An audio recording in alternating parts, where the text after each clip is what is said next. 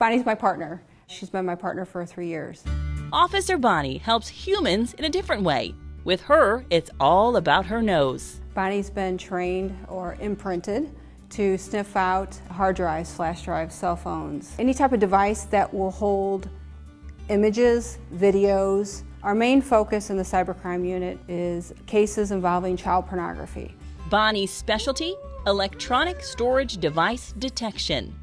Good girl. Show me. That's an SD card hidden in there. Bonnie's training is thanks to the Connecticut Police Department, where one of their forensic scientists discovered the chemicals unique to those devices and started teaching dogs how to find them. She's very fast, so I have to really try and keep up with her. I've had our chemist here at St. Charles County Police Department measure out the chemical for me down to less than a milligram, and it's pixie dust, basically. She is pretty amazing. During a search, if she catches the scent, she'll alert her partner. Good girl! The first thing that they taught us when we were in canine training was don't doubt your dog. There was a book up on a bookshelf way up high she alerted to. There was a DVD hidden inside the book. Woo, good girl, yes! After the room search is complete, this happens. Good job, oh, Bonnie. Oh, Bonnie, good job, yay! That's to let her know she's free, she's done. Otherwise, she'll keep searching and keep searching.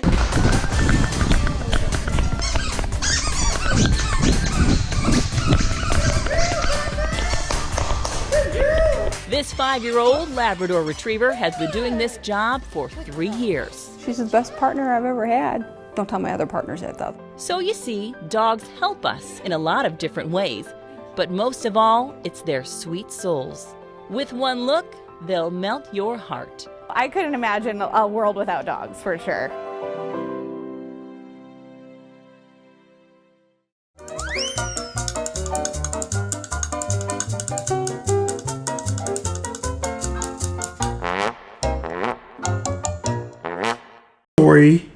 This is Sam Vaughn for Sam's Sports Report, Sam's Mental Health Day, and in this video we've already gone over the victims and how they help their studying buddies. The dogs of the study buddies help them relax from attack and work at a hospital. Now we're going to talk about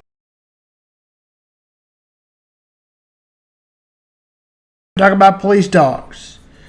Here we are going to go over that right now. In this video you will see for the police training, it will be a nose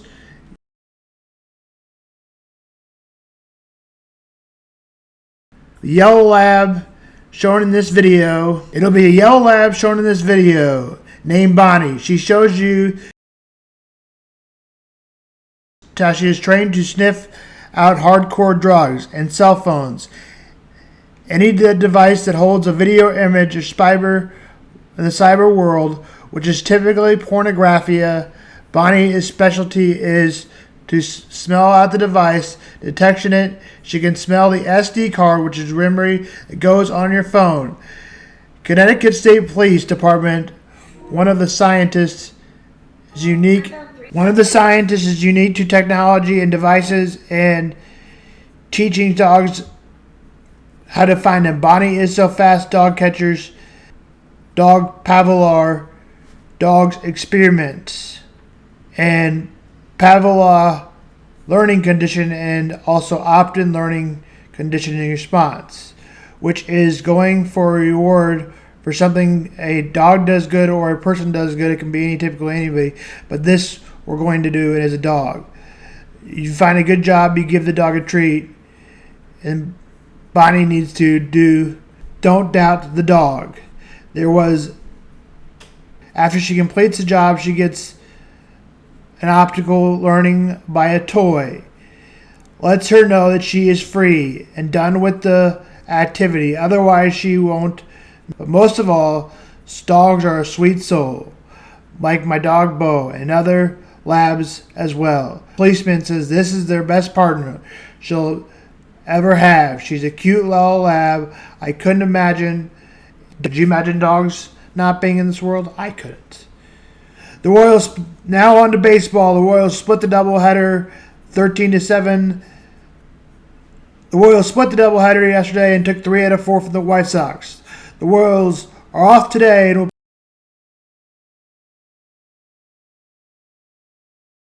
We'll talk much more about this on Friday Sports. First pitch, 6:40. And now we're going to go on to the Royals. I hate to tell you that the future of this team is a wild card team, maybe, until they prove me wrong and maybe they're in first place and they don't need to do this.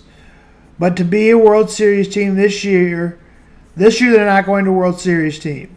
So I think for going for the future and going for being good for 6 or 7 years and winning the World Series one time in 2026, you would take that over one game or over a playoff wild card series. Or would you not? The Royals better look at themselves in the mirror. And what did they have at that time?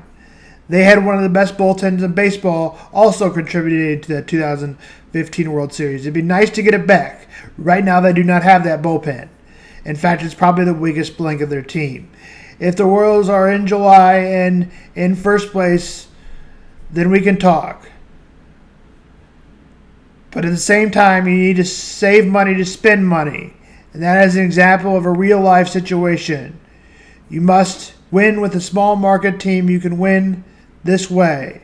I believe so does 8-10 that 10 years ago, this team was a lot different and was having top prospects on the team, and the Royals are nowhere near having top prospects in their minor league team, so they're not able to trade them. Plus, they were coming off a World Series and trading some of those players that they received.